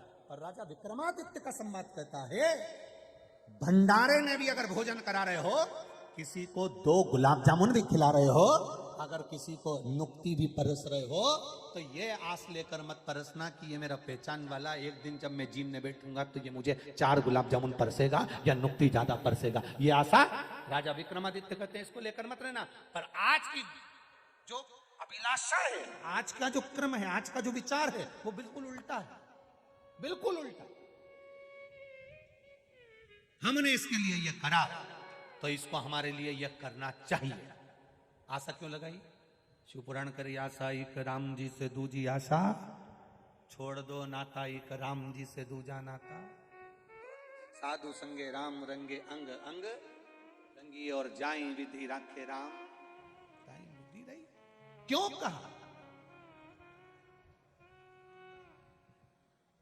कभी कभी बहुत करोड़पति व्यक्ति, बहुत धनपति, बहुत वैभवपति, बहुत सत्तापति, जिसका वैभव सब दूर हो, उसके यहां कोई कमी नहीं हो, तो भी महादेव के दरवाजे से कई बार उसको धक्का दे दिया जाता है, कई बार कोनी मार दी जाती है, कई बार कह दिया जाता है आप उधर से दर्शन करो। उस समय उसको क्रोध नहीं आना चाहिए, अपनी सत्ता के मद में नहीं डूबना चाहिए, अपने अहम में नहीं डूबना चाहिए। उस समय यह सोचना चाहिए कि आज महाकाल राजा के दरवाजे पर जा रहा था तो वीआईपी ट्रीटमेंट क्यों नहीं मिला? मतलब महाकाल राजा चाहता है कि तुझे कहीं ना कहीं किसी ना किसी रूप में कल्याण करना चाहता है, इसलिए थोड़ा धक्के देकर अपने दरवाजे से निकालेगा तो दुनिया के धक्के नहीं खाएगा। अच्छा सोचो, अच्छा विचार करो, शुद्ध भाव रखो, शुद्धता का स्मरण करो। जब आप अच्छा सोचने लगोगे कि आखिर कारण क्या था जो मैं मंदिर गया और पुजारी जी ने मेरे से जल नहीं चढ़वाया, या भगवान ने मेरे से दर्शन नहीं कराया, या मेरे को वीआईपी ट्रीटमेंट नहीं मिला, कारण क्या है? कारण कुछ नहीं है, कारण वो काल अधिपति महाकाल राजा, उसने सोच लिया आज मेरे दरवाजे से धक्का खाकर जाएगा तो पूरी जिंदगी अच्छे से निकल जाएगी, पूरी जिंदगी।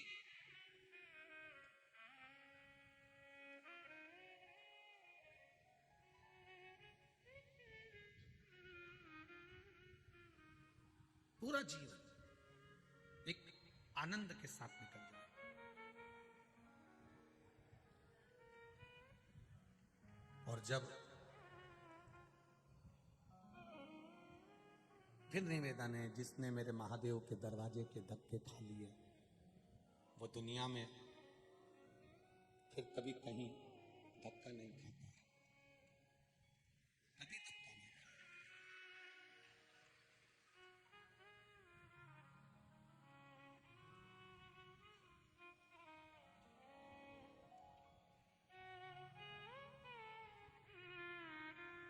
एक ब्रह्म वैवर्त पुराण में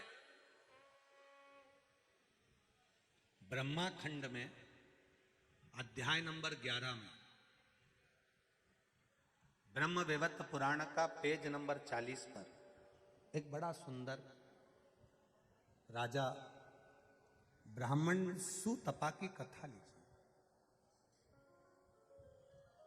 उस ब्राह्मण का नाम था सुतपा, जो शिव जी की आराधना में 24 घंटे डूबा रहता था। 24 घंटे पितरों की मानसिक बेटी के साथ में सुतपा का विवाह हो गया।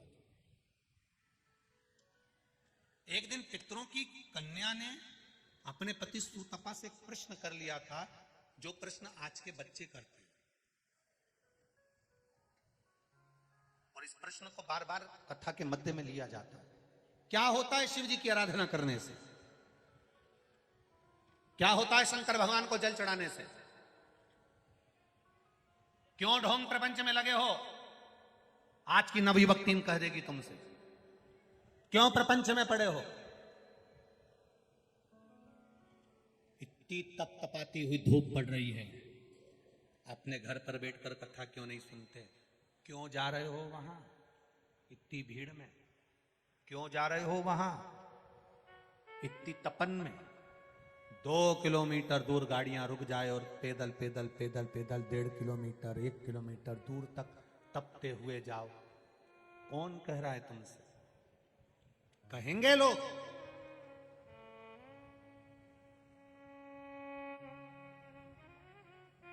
तपता हुआ सूर्य की किरण तप रही है और आप चले जा रहे। क्या होगा जल चढ़ाने से? क्या मिलेगा आपको शिव महापुराण से? रावण के पास भी सलाहकार थे और राम जी के पास भी सलाहकार थे। बहुत ध्यान देना।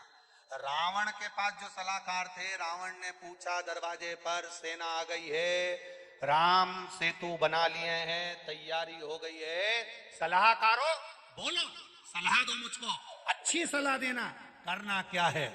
अब रावण के जितने सलाहकार थे सब टन्न होके बैठे थे।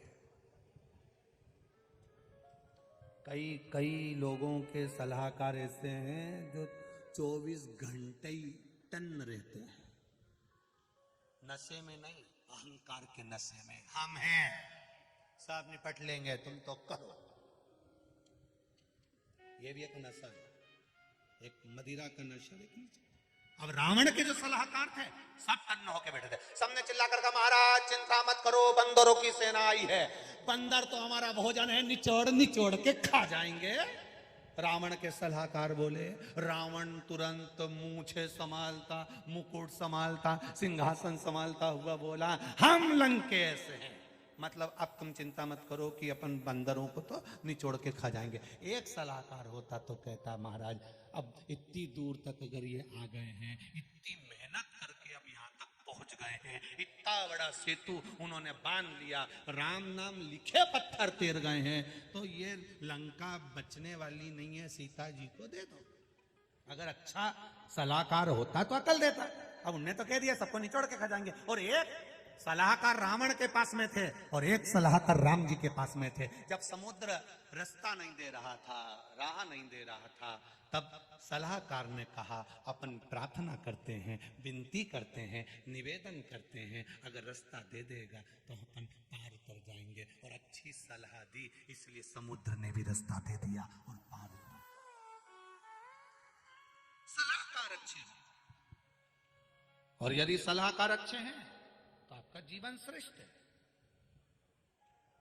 सलाहकार गड़बड़ हो गए तो गया। दो तीन जगह पे तुम्हें सलाहकार की बहुत जरूरत पड़ती है। एक, जब तुम कोई रोग से ग्रसित हो तो अच्छे सलाहकार की सलाह लीजिए। जब दुख में घिरे हो तो कोई सदगुरु की सलाह लीजिए। और जब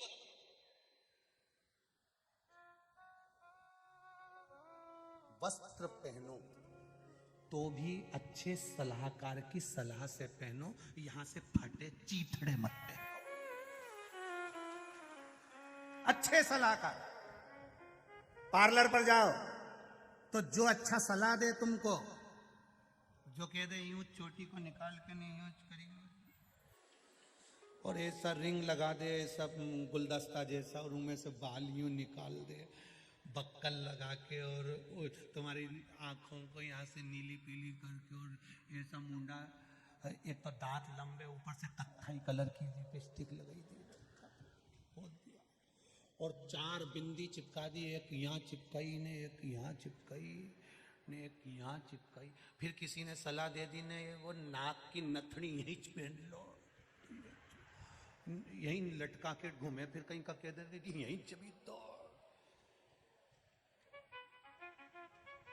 और फिर साड़ी पहन रही थी ने, किसी ने कह दी तो ये ऐसी पटली ले के और ऐसा बक्कल लगा के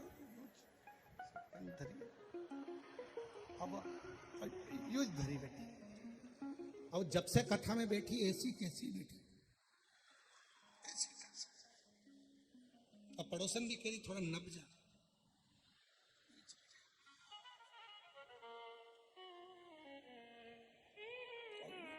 तुम देखना कई शादियों में बस बिल्कुल यहाँ रख के, अच्छा इतनी लगा के आई कि वो गुलाब जामुन भी नहीं खाता। वो आजकल बफेट में गुलाब जामुन भी बड़ी, और इसकी आदत शुरू से पड़ी क्योंकि इसकी मम्मी ने छोटी छोटी बना के एक में निपटा देती थी। इतनी बड़ी गुलाब, अब इधर से टोरा टोरी रोए, मम्मी हमको, मम्मी हमको। अब ये कटोरी में प्लास्टिक की गुलाब जामुन, एक छोटी सी लकड़ी की चम्मच, अब वो पे बड़ी मुश्किल से तो 2 घंटे से लगी थी तब चम्मच पे गुलाब जामुन आई, सीधी सीधी चम्मच, उस पर बड़ी मुश्किल से गुलाब जामुन। इतने में छोरा छोरी के हमको हमको इस तरह से मुंह फड़ा, मतलब पूरी जैसी भी लग गई पूरी। तब जाकर किले तक गुलाब जामुन पहुंची, तब पहुंची। सलाहकार अच्छे होंगे, अच्छे भी। रावण के सलाहकार बेकार थे, इसलिए रावण धराशायी होकर गिर गया।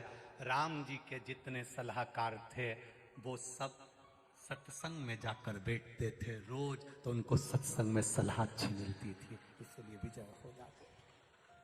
क्या मिला? सुतपा नाम के ब्राह्मण की पत्नी, जो पितरों की मानसिक बेटी है, वो उसके पुत्र, वो पत्नी कह रही है अपने पति से, ये आप जो आराधना करते हो, आप जो भगवान शिव की आराधना में लगे रहते हो, मैं आपकी अर्धांगिनी हूं, मैं आपके साथ रहती हूं, आप मेरी ओर ध्यान नहीं देते जितना आप शिव जी की ओर ध्यान देते हो। इसका फल क्या मिलेगा? इसका फल क्या प्राप्त होगा? क्या फल मिल सकता? एक दिन सुतपा ने अपनी पत्नी से कहा, इसका फल ब्रह्म वैवर्त पुराण का ब्रह्माखंड 11वें नंबर का अध्याय, पेज नंबर 40, ब्रह्म वैवर्त पुराण कहती है, सुतपा की कथा में ब्राह्मण सुतपा ने कहा अपनी पत्नी से, पितरों की मानसिक बेटी से कहा कि शिव की आराधना करने का फल ये होता है कि घर में जो संतान होती है वो संतान पूरे विश्व में आनंद का सुख प्रदान करती है, किसी को दुख नहीं देती, सबके दुख का हरण करती है। हुआ एक बेटा, वो पितरों की जो मानसिक बेटी सुतपा ब्राह्मण से ब्याही थी, उसके घर में एक बेटे का जन्म हुआ जिसका नाम कल्याण मित्र हुआ। क्या नाम था? कल्याण मित्र। ये ब्रह्म वैवर्त पुराण का वो नाम है।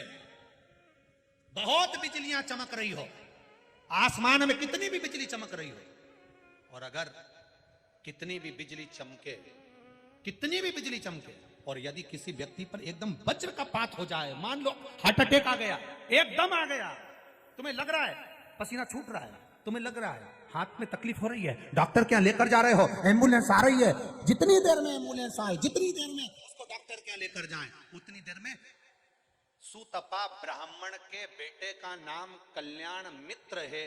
केवल 7 बार 11 बार 21 बार कल्याण मित्र और कल्याण मित्र कहकर केवल महादेव के नाम का उच्चारण कर लेने से भी वज्र का पात नहीं होता, वो व्यक्ति बच जाता है। कितनी भी बिजली चमके, कितनी भी अंबारियां चमके, कितना भी बादल फटे, कितनी भी बिजली चमके, भय लगे कहीं मेरे ऊपर ना गिर जाए, लग रहा है मेरे घर पर ना गिर जाए, कल्याण मित्र नाम 7 बार 11 बार 21 बार स्मरण कर कर महादेव का नाम का उच्चारण करना। बिजली कहीं पर भी गिरेगी पर तेरे ऊपर या तेरे घर के ऊपर नहीं गिर पाएगी। कल्याण मित्र ये पितरों की मानसिक बेटी का पुत्र है, पितरों का नाती है और सुतपा ब्राह्मण का पुत्र है। ब्रह्म वैवर्त पुराण का अध्याय 11 ब्रह्मा खंड कह रहा है, 40 नंबर का पृष्ठ वर्णन कर रहा है कि यह बालक कोई साधारण नहीं हुआ। क्या नाम है? जम के बोलो जरा, जम के। कल्याण मित्र, ये कोई साधारण नाम नहीं। जप रहा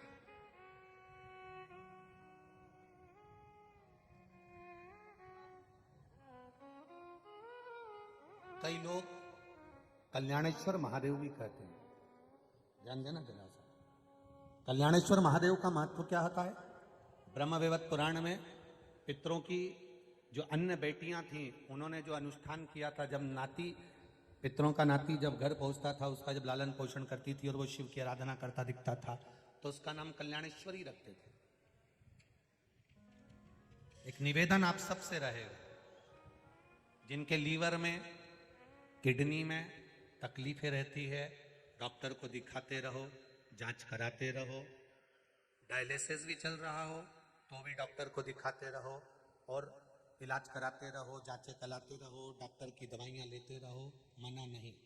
पर दवाई को लेते हुए, डायलिसिस करवाते हुए किडनी लीवर पे सूजन आ गई हो या भोजन नहीं पच रहा हो, वोमिटिंग ज्यादा आ रही हो, उस समय पर कल्याणेश्वर महादेव का स्मरण कर कर भी अगर आप शंकर जी को जल चढ़ाकर मात्र 2 बूंद जल भी, थोड़ा सा, एक छोटी सी चम्मच के बराबर जल का भी अगर कल्याणेश्वर महादेव के नाम से आचमन कर लेते हो, तुरंत 5 से 7 मिनट लगता है और शरीर को एकदम आराम मिलना प्रारंभ हो जाता है। कल्याणेश्वर महादेव,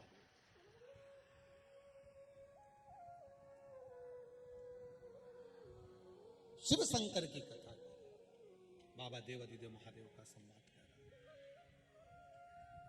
और जब ये कोई साधारण सा नाम नहीं है, दोनों नामों का स्मरण फिर से करिए। सुतपा के पुत्र का नाम क्या था? जम के बोलो जरा, कल्याण मित्र। याद हो जाना चाहिए आपको, हर कभी किसी भी जगह पर तुम्हें याद आ जाएगा। कोई संकट की घड़ी में भी पड़ा है, उस समय पर कल्याण मित्र का नाम लेकर आपने जल का आचमन भी कराया तो उसमें फल प्राप्त हो। डॉक्टर को दिखाने जाओ, एम्बुलेंस आए, उतनी देर में कल्याण मित्र का स्मरण होना चाहिए। जब लगे भूल गए नाम, तो कल्याणेश्वर महादेव का नाम ले लो। महादेव तो महादेव है, करुणा करने वाला, उसका मात्र नाम उच्चारण ही बहुत है। अकाल मृत्यु वो मरे जो काम करे चंडाल का, और काल उसका क्या बिगाड़े जो भक्त हो महाकाल का। कल्याणेश्वर, तो 2 नामों का स्मरण रहेगा आज की कथा में। पहला, सुतपा का पुत्र कल्याण मित्र, और दूसरा है कल्याणेश्वर महादेव। कल्याणेश्वर महादेव का वर्णन एक और बड़ा भाव वर्णन किया है, उसको भी आप सुनेंगे, ध्यान से। मान लो कोई अपनी प्लाट है, कोई अपनी जमीन है, कोई अपनी भूमि है, कोई अपना घर है, आपने किराए से दिया, कोई किसी को कोई कार्य के लिए दिया और उसने उस पर कब्जा कर लिया, नहीं छोड़ा, बहुत प्रयास कर लिया, अदालत तक में केस पहुंच गया, तब भी कल्याणेश्वर महादेव का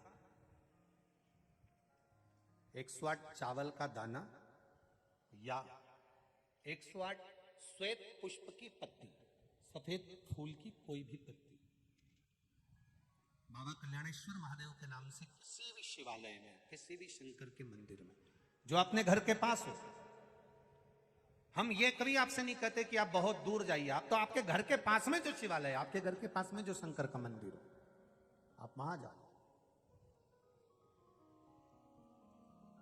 प्रदोष काल के समय पर 108 चावल का दाना कल्याणेश्वर महादेव के नाम से आप समर्पित करिए, शिव का स्मरण करिए।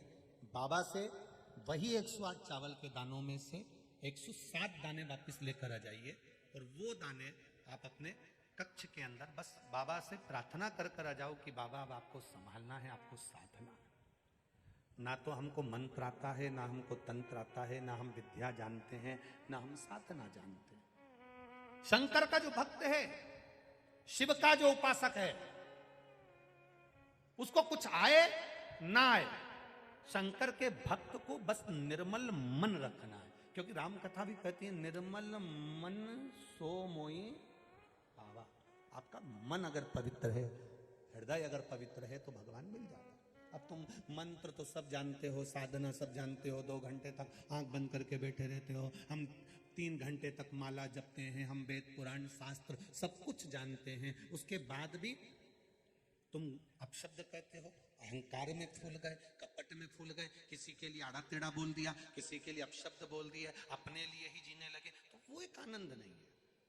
आप मंत्र भी नहीं जानते चलेगा, आप साधना भी नहीं जानते चलेगा, आप किसी पुस्तक को भी नहीं पढ़ते चलेगा, आप कोई चालीसा भी नहीं पढ़ते चलेगा, आप कुछ भी नहीं जानते, बस एक चीज जानते हो, जैसे वो कड़प शिकारी वन में रहता है और वन में रहते रहते उसने एक शिवलिंग देख लिया और शिवलिंग को देखने के बाद उसके मन में भाव जागृत हो गया कि मैं भी आराधना करूं। जल चढ़ाने के लिए पानी का लोटा नहीं तो मुंह में पानी भर लेता है, मांस ले आता है, पत्तियां तोड़ लाता है, शिवजी को चढ़ा देता है। शिवजी प्रसन्न हुए थे कि नहीं हुए थे? बोलो बोलो, जम के बोलो। हुए थे ना? भगवान शंकर प्रकट हो गए। अब उसने लोटा भर के पानी नहीं चढ़ाया, उसने बेलपत्ती भी नहीं ढूंढी, उसने तो जो पत्तियां मिल गई चढ़ा दिया। वो तो मांस लेकर आ गया, उसको क्या मालूम की है क्या खाए। भगवान ने ना तो मांस देखा, भगवान ने ना तो पत्ती देखी और भगवान ने ना तो जल देखा, बस भगवान ने एक चीज देखी। जब लीला रची, पुजारी जी ने, पंडित जी ने शंकर भगवान के शिवलिंग को पिंजरे में बंद कर दिया, लोहे का पिंजरा लगा दिया। ना जाने कौन मूर्ख आता है, भगवान पर मांस चढ़ा के चले जाता है, लोहे का पिंजरा लगा दिया और लोहे का पिंजरे से शिवलिंग को बंद कर दिया। पंडित जी चले गए, कड़प ने आकर देखा कि पिंजरे की एक लोहे की तान टूटकर शंकर भगवान के शिवलिंग पर लग गई, उसमें से खून बह रहा है, खून। कड़प ने सोचा भगवान की आंख फूट गई है इसलिए खून बह रहा है। कड़प ने त्रिशूल उठाया, अपनी आंख निकाली और जहां से खून आ रहा था वहां पर अपनी आंख को लगा दिया। शिव प्रसन्न होकर प्रकट हो गया। ना मंत्र जानता है, ना साधना जानता है, ना तप जानता है, ना उसने कोई पाठ करा, ना यज्ञ करा, ना अनुष्ठान करा। शंकर भगवान निर्मल मन से प्रसन्न होते। क्या करते हैं? शिव है क्या? आज तक लोग नहीं जान पाए कि शंकर है क्या, शंकर को चढ़ता क्या, शंकर को चाहिए क्या। तुम सोचो शंकर भगवान को हम 1.25 लाख बेलपत्र चढ़ा देंगे तो शंकर जी प्रसन्न हो जाएंगे। शंकर जी की शिवपुराण कहती है 1.25 लाख बेलपत्र चढ़ाने से पहले विचार तो कर कि 1.25 लाख बेलपत्र कौन कौन से पेड़ से तोड़वा के बुलाई तूने। पैसा तो दे दिया तूने, पर जिंदगी में एक बेलपत्री का पेड़ नहीं लगाया और दूसरे जगह की 1.25 लाख बेलपत्र ला के चढ़ा दी, तो क्या शंकर जी प्रसन्न होंगे? एक बेलपत्री का पेड़ लगा देता और एक बेलपत्री शंकर को चढ़ाता, तब शंकर प्रसन्न होते। ऐसे दूसरों के पेड़ पे से तोड़ तोड़ के तुम जिंदगी भर चढ़ाते रहो तो क्या शंकर जी प्रसन्न होंगे? हमने तो 10 रुपए की खरीदी, हमने तो 20 रुपए की खरीदी। बेचने वालों ने, बेलपत्री बेचने वालों ने ढेर दुकान लगा के रखी है। मेरा निवेदन है बेलपत्री बेचने वालों से कि तुम्हारी अगर जमीन हो तो उसमें कम से कम 100 200 बेलपत्री के पौधे भी लगाओ, पेड़ भी लगाओ, जिससे वो बड़े होंगे तो उनकी बेलपत्र आप तक पहुंचेगी। वृक्षारोपण करिए, चढ़ा रहे